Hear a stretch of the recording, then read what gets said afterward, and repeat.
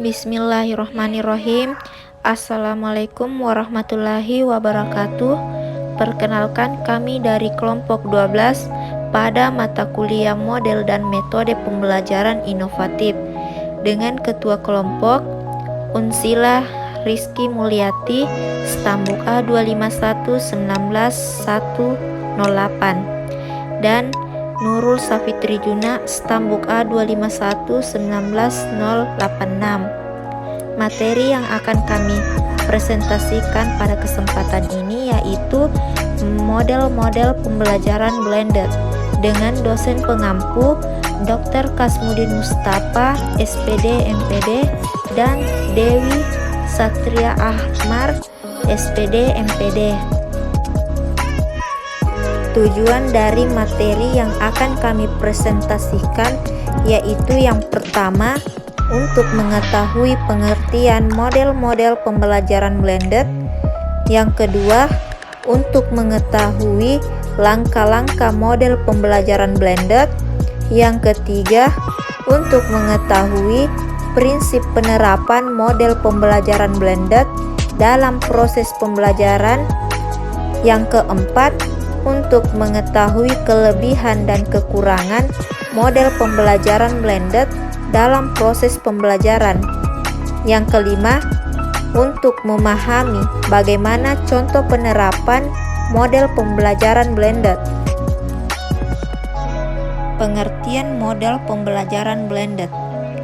Blended learning merupakan pendekatan pembelajaran yang mengintegrasikan pembelajaran tradisional, tatap muka, dan pembelajaran jarak jauh yang menggunakan sumber belajar online dan beragam pilihan komunikasi yang dapat digunakan oleh guru dan siswa.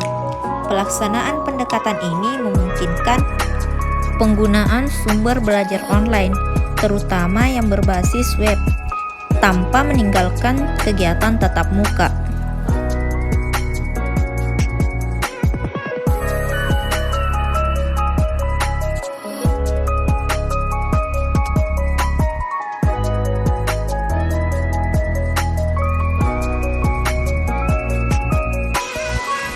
Langkah-langkah model pembelajaran blended.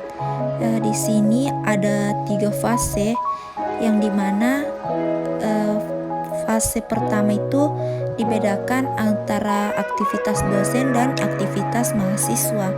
Fase pertama itu yaitu seeking of information, yang mana pencarian informasi. Nah, aktivitas dosen di fase ini, dosen menyampaikan kompetensi tujuan dan kegiatan pembelajaran untuk kesiapan belajar mahasiswa, sekaligus mempersiapkan mahasiswa dalam proses eksplorasi materi yang relevan melalui kegiatan pembelajaran dengan teknologi informasi atau online. Yang kedua, dosen membantu memfasilitasi serta mengawasi mahasiswa dalam proses pembelajaran mata kuliah sehingga informasi yang diperoleh tetap relevan. Pada fase 1, aktivitas mahasiswa mampu mengetahui dan memahami arah pembelajaran serta aplikasi teknologi informasi dan komunikasi atau TIK, daring atau online. Terus mahasiswa juga mampu memahami dan menjelaskan hakikat dan pentingnya simulasi melalui tatap muka atau face to face dan daring atau online. Di fase kedua yaitu memperoleh informasi. Nah, pada aktivitas dosen di fase kedua ini, dosen menjelaskan dan mendiskusikan materi, kemudian dosen membimbing, dan dosen memberikan penjelasan kepada mahasiswa dalam mengerjakan soal-soal. Kemudian dosen menugaskan mahasiswa untuk dapat mengelaborasi penugasan materi simulasi melalui pemberian soal-soal yang bersifat latihan maupun praktek.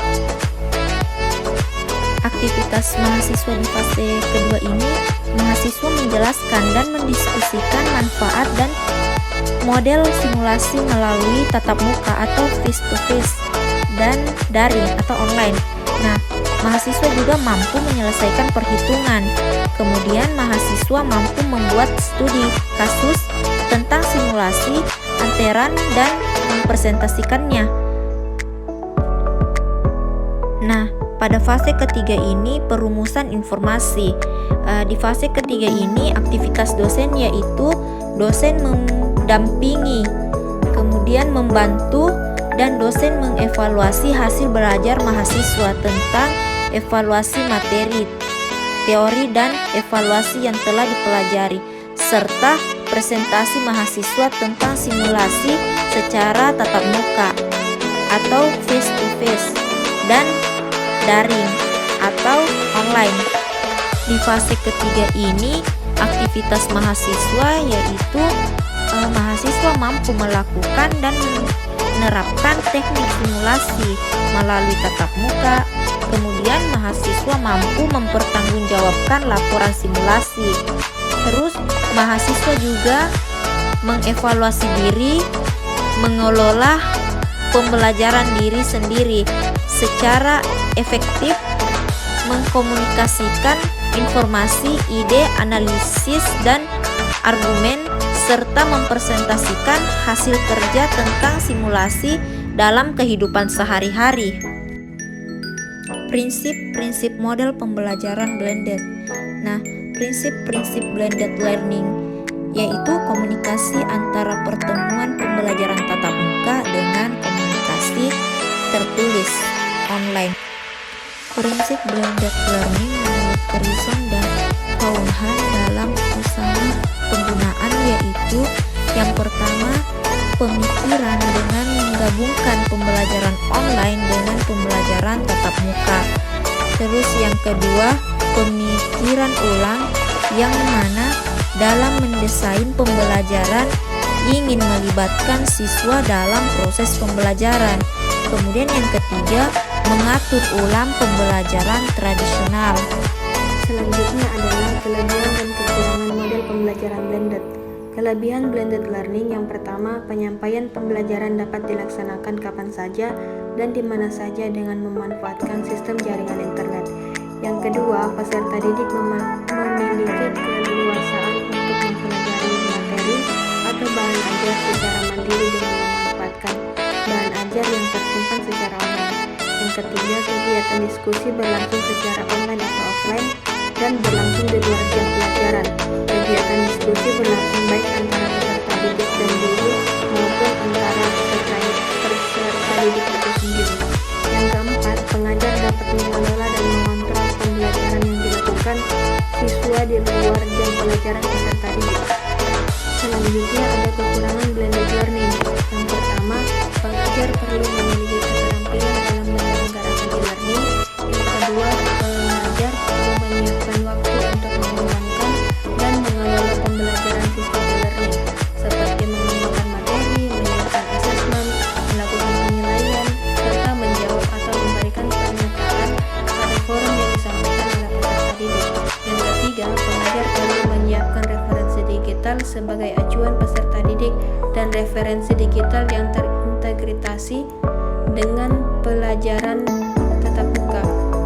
Yang keempat, tidak meratanya sarana dan prasarana pendukung dan rendahnya pemahaman tentang teknologi. Selanjutnya adalah penerapan blended learning dengan menggunakan materi ikatan kimia. Yang pertama adalah pendahuluan dengan tujuan dan motivasi, yaitu pendahuluan yang dilakukan menggunakan komputer dan LCD proyektor untuk mempresentasikan informasi dan materi melalui PowerPoint atau Flash yang biasa dibuat untuk media pembelajaran. Kemudian selanjutnya adalah memberikan informasi. Informasi di sini adalah pengantar untuk materi pembelajaran ikatan kimia dengan memberikan link yang harus diakses oleh siswa. Selanjutnya adalah membentuk kelompok. Nah, guru di sini membentuk kelompok sesuai absen. Kemudian Selanjutnya membimbing siswa berdiskusi. Kemudian siswa di sini diarahkan untuk duduk sesuai dengan kelompoknya dan berdiskusi sesuai materi yang diajarkan. Selanjutnya siswa mempresentasikan hasil diskusinya. Kemudian menanggapi hasil diskusi dan memberikan informasi. Selanjutnya memberikan penghargaan. Nah, di sini siswa mempresentasikan hasil diskusinya, kemudian siswa lain menanggapi hasil diskusi dan memberikan informasi, maksudnya saling sharing terhadap hasil diskusi yang disampaikan. Kemudian memberikan penghargaan kepada hasil diskusi berbagai siswa. Selanjutnya adalah siswa meminta guru agar memiliki akun email dan bergabung grup ikatan kimia. Kemudian mengeksplor grup yang telah dibuat guru. Itulah tadi materi model-model pembelajaran blended. Lebih dan kurangnya mohon dimaafkan. Wallahu muwaffiq ila aqwamit thoriq. Wassalamualaikum warahmatullahi wabarakatuh.